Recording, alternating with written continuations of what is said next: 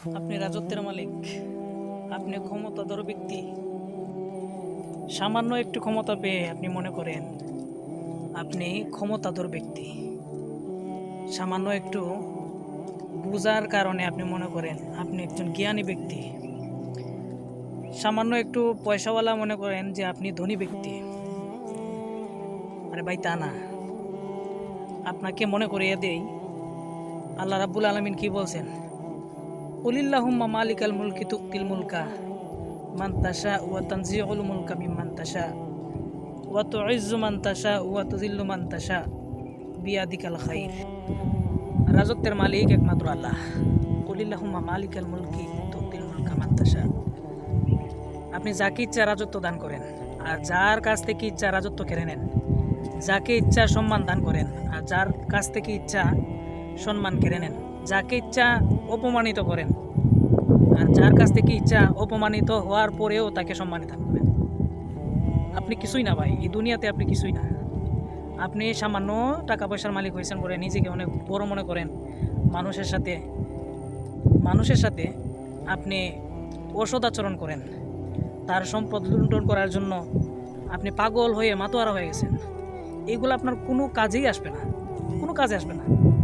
আপনি এমনভাবে অপদস্থ হবেন আল্লাহর কাছে যে আপনার মুখ দেখানোর মতো জায়গা হবে না।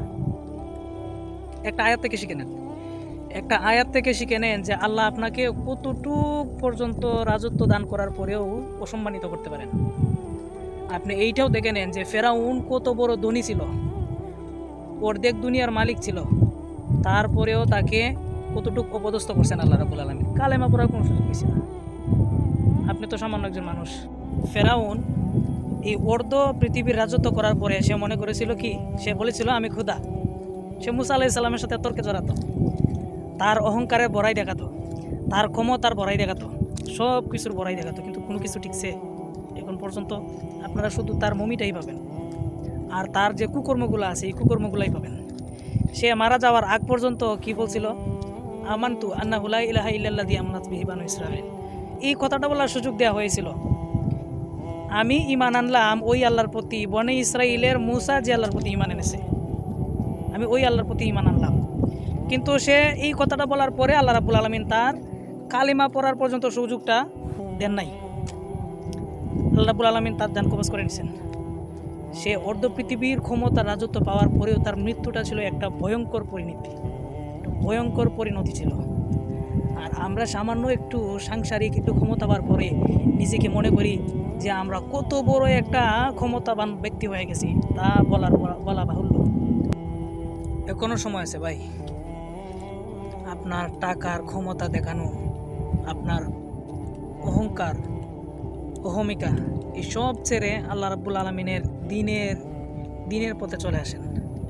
যদি পারেন তাহলে অসহায় গরিব মানুষদেরকে সহযোগিতা করেন, দান করেন, কারণ এগুলোর মধ্যে অনেক বরকত আছে, আর এগুলোর মধ্যে অনেক সওয়াব আছে। এগুলো করেন। আর 5 ওয়াক্ত নামাজ পড়েন, আল্লাহর কাছে ক্ষমা চান, কিন্তু কখনো নিজের অহংকার দেখাবেন না, কখনো ক্ষমতার বড়াই দেখাবেন না, আর কখনো কারোর সাথে খারাপ আচরণ করবেন না। তাহলেই আপনি একজন ভালো মানুষ। আর বেশি কিছু বলা লাগে না।